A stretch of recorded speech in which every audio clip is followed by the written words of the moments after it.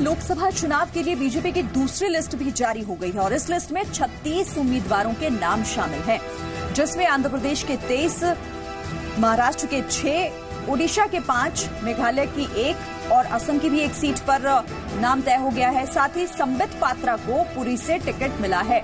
बसंत पांडा को कालाहांडी से उम्मीदवार बनाया गया है। गिरीश बापट पुणे से उम्मीदवार होंगे।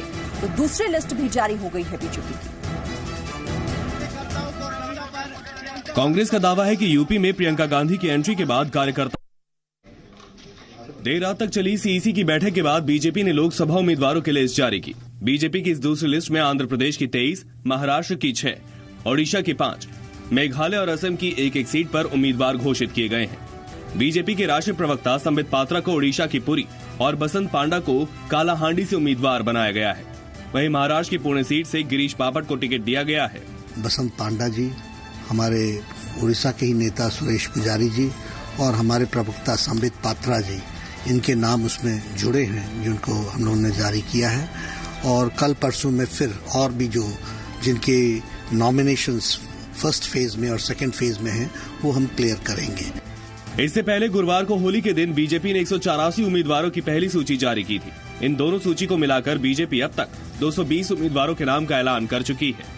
इसके अलावा बीजेपी केंद्रीय चुनाव समिति को पंजाब और चंडीगढ़ के उम्मीदवारों के लिए सौंपी जा चुकी है। सूत्रों के मुताबिक चंडीगढ़ से किरण खेर और संजय टंडन का नाम है।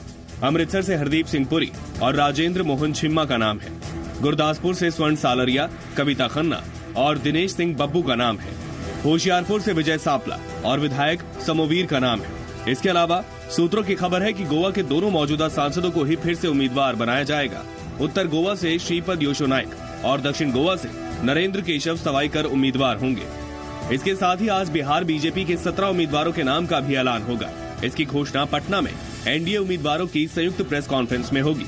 लोकसभा उम्मीदवारों की दूसरी सूची के साथ ही बीजेपी ने आंध्र प्रदेश विधानसभा चुनाव के लिए 51 और ओडिशा विधानसभा चुनाव के लिए 22 उम्मीदवारों की सूची भी जारी की है। तो काफी इंतजार के बाद पहली लिस्ट और देर रात कल दूसरी लिस्ट भी बीजेपी ने जारी कर दी है, जिसमें 36 उम्मीदवारों के नाम का ऐलान किया है। सीधा रुख कर लेते हैं, विशाल हमारे संवाददाता और ज्यादा डिटेल्स के साथ जुड़ गए। विशाल, देर रात जारी की गई है दूसरी लिस्ट। बिल्कुल श्रीन, देखिए बीजेपी ने अपनी दूसरी लिस्ट जारी की लोकसभा चुनाव को लेकर, जिसमें संबित पात्रा को पूरी सीट से लोकसभा चुनाव लड़ाया जाएगा, क्योंकि उड़ीसा पर सबसे ज्यादा फोकस इन दिनों बीजेपी कर रही थी, उड़ीसा और पश्चिम बंगाल। और आप देखिए कि इसमें कई बड़े नाम को उड़ीसा में जगह मिली है। इससे पहले जो पहली लिस्ट आई थी उसमें बैजंत पांडा को टिकट मिला था।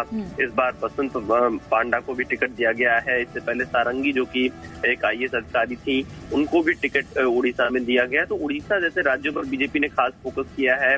अपने राष्ट्रीय प्रवक्ता को पुरी से चुनाव लड़ाया है। इसके अलावा महाराष्ट्र की कुछ सीटों पर ऐलान किया है, आंध्र प्रदेश की कई सीटों पर ऐलान किया है। तो कुल मिलाकर बीजेपी अपने पूरे चुनावी मोड में है और आज और कल में ही सभी सीटों पर बीजेपी प्रत्याशियों के नाम फाइनल कर लेना चाहती है, क्योंकि इसके बाद कैंपेनिंग पर बीजेपी का फोकस होगा। यानी कि आज और कल में देश भर के जो बीजेपी के प्रत्याशी हैं उनकी लिस्ट आ सकती है और सभी के नामों का ऐलान हो सकता है और इसके बाद बीजेपी चुनाव प्रचार में जुटेगी। श्रीन, ठीक है, आप बने रहिए हमारे साथ विशाल। तो दूसरी लिस्ट भी जारी कर दी गई है और सूत्रों के हवाले से भी जानकारी मिल रही है कि जल्दी तीसरी लिस्ट भी जारी की जाएगी।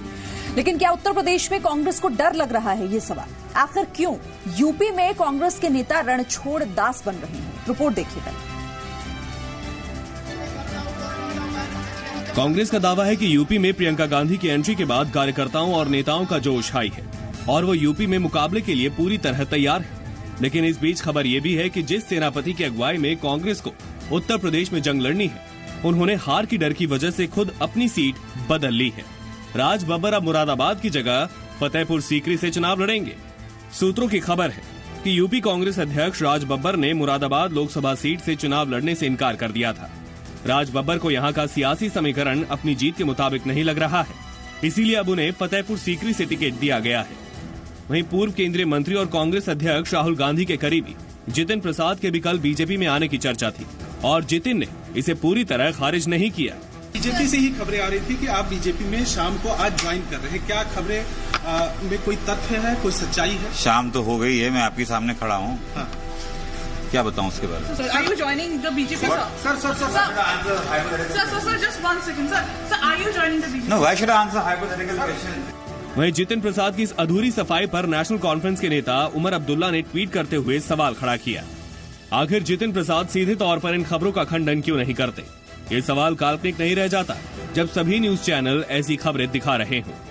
यूपी में कांग्रेस के हालात का इसी बात से अंदाजा लगाया जा सकता है कि वो अंत तक समाजवादी पार्टी और बीएसपी के गठबंधन में शामिल होने की कोशिश करती रही, लेकिन दोनों ही पार्टियों ने कांग्रेस को भाव नहीं दिया।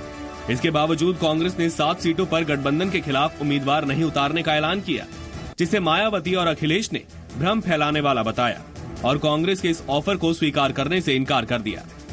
कांग्रेस शिवपाल यादव के साथ भी गठबंधन करना चाहती है, लेकिन बदले में शिवपाल भी बड़ी हिस्सेदारी की मांग कर रहे हैं। हालत यह है कि कभी देश की सियासत में सबसे बड़ी पार्टी रही कांग्रेस अब छोटे छोटे क्षेत्रीय दलों के साथ गठबंधन करने को मजबूर है, वो भी उनकी शर्तों पर।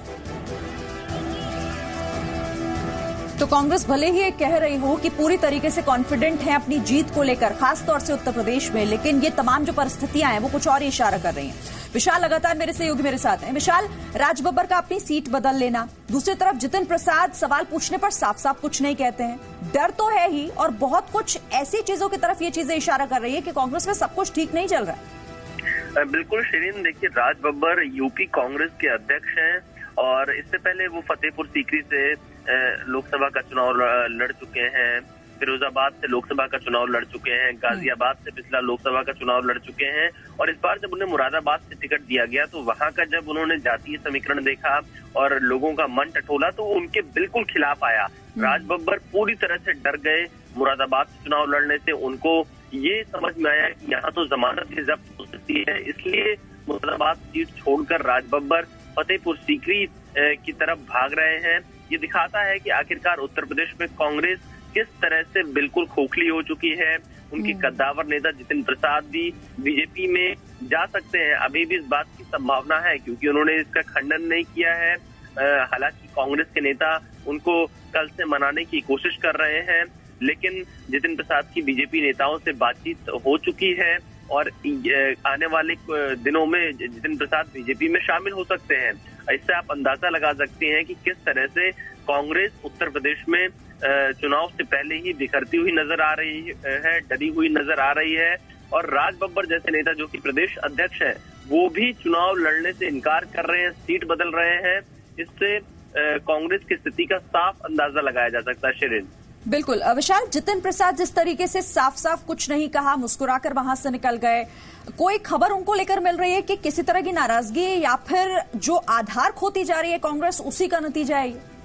देखिए, दो चीजें हैं जितिन प्रसाद को लेकर। कांग्रेस जितिन प्रसाद को धौरहरा से प्रत्याशी बना चुकी है, लेकिन इसी बीच में कांग्रेस का एक बहुत बड़ा धड़ा ये चाहता था कि जितिन प्रसाद को धौरहरा की बजाय लखनऊ से लोकसभा का चुनाव लड़ाया जाए और जितिन प्रसाद इस पर तैयार नहीं हुए। जितिन प्रसाद ने कहा कि धौरहरा हमारी परंपरागत सीट है, हम यहीं से चुनाव लड़ेंगे, लेकिन इस पर कांग्रेस का एक बहुत बड़ा धड़ा तैयार होता हुआ दिखाई नहीं दे रहा था, इसलिए जितिन प्रसाद इस बात से नाराज थे। दूसरा, कांग्रेस की जो उत्तर प्रदेश में मौजूदा स्थिति है उससे जितिन प्रसाद को लगा कि वो कहीं फाइट से बाहर ना हो जाए, क्योंकि उत्तर प्रदेश में फिलहाल बीजेपी वर्सेस सपा बसपा गठबंधन की सीधी लड़ाई दिखाई पड़ रही है। तो ऐसे बिल्कुल, और यहाँ पर बहुत बड़ी चुनौती है कांग्रेस के लिए कि अपनी पार्टी के नेताओं को बाहर जाने से कैसे रोका जाए, टूटने से कैसे रोका जाए। चलिए, शुक्रिया आपका विशाल, ये तमाम डिटेल इस बड़ी खबर पर हम तक पहुंचाने के लिए। बिहार की बात कर लेते हैं। यहाँ पर महागठबंधन की हिस्सेदारी का ऐलान हो गया है। पहले फेज के प्रत्याशियों का ऐलान भी कर दिया गया, लेकिन अंत तक सब कुछ ठीक रहे, इसे लेकर कुछ संशय बाकी। बिहार में बीजेपी के विजय रथ को रोकने के लिए महागठबंधन की साझेदारी का औपचारिक ऐलान हो गया है। बिहार की 40 लोकसभा सीटों पर महागठबंधन के तहत आरजेडी यानी राष्ट्रीय जनता दल 20 सीटों पर चुनाव लड़ेगी। वहीं कांग्रेस को 9 सीटें दी गई है। इसके अलावा उपेंद्र कुशवाहा की पार्टी आरएलएसपी को 5, जीतन राम मांझी की पार्टी को 3 और मुकेश सहनी की वीआईपी को 3 सीटें दी गई हैं। इसके अलावा सीपीआई एमएल को आरजेडी के कोटे से 1 सीट दी गई है। साथ ही शरद यादव आरजेडी के सिंबल पर चुनाव लड़ेंगे, ये भी तय हुआ है। राष्ट्रीय जनता दल 20, कांग्रेस 9, इस आशय के साथ भी कि राज्यसभा की पहली सीट बिहार कांग्रेस की किसी नेता को जाएगी। रालोसपा 5, हम 3, VIP 3 और माले को 1 सीट राजद कोटे से। महागठबंधन में सीट बंटवारे का भले ही ऐलान हो गया है, लेकिन मंच पर महागठबंधन के बड़े नेताओं की गैर मौजूदगी पर सवाल उठ रहे हैं। ना तो मांझी जी दिखे, ना उपेंद्र कुशवाहा जी दिखे और ना शरद यादव जी दिखे, न नेता प्रतिपक्ष। तो कुल मिलाकर तो ये लग रहा है कि साहब कुछ न कुछ दाल में काला है। और मुझे जो पूरे इस चीज को देखने पर लगा है कि अभी महागठबंधन आंतरिक दबाव में पूरी तरह ध्वस्त होने वाला है, बहुत दम इसमें नहीं रहने वाला है। तो महागठबंधन की डील फाइनल हो गई है, लेकिन इस डील में अभी संदेह है, क्योंकि डील पक्की हो जाती तो सभी सीटों के बारे में ऐलान कर दिया जाता। ऐसा नहीं हुआ, यानी दूसरे फेज से पहले भी कई सीटों को लेकर जोर आजमाइश बाकी है। तो महागठबंधन में सीट बंटवारे का ऐलान भी नहीं हुआ था, उससे पहले कांग्रेस के दफ्तर में सिर्फ टव्वल शुरू हो गई। कांग्रेस कार्यकर्ताओं ने पार्टी मुख्यालय में हंगामा कर दिया। प्रभारी शक्ति सिंह गोहिल के खिलाफ नारेबाजी करने लगे।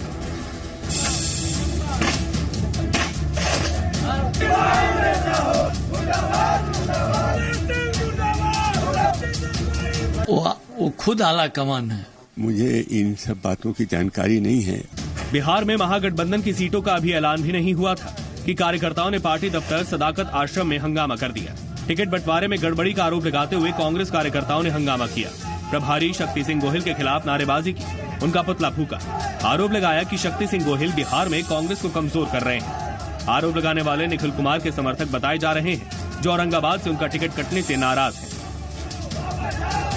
हाँ, मेरी सीट औरंगाबाद की अब कांग्रेस में नहीं है, चली गई है हम में, तो उसको लेकर के जो असंतोष है वो तो स्वाभाविक है।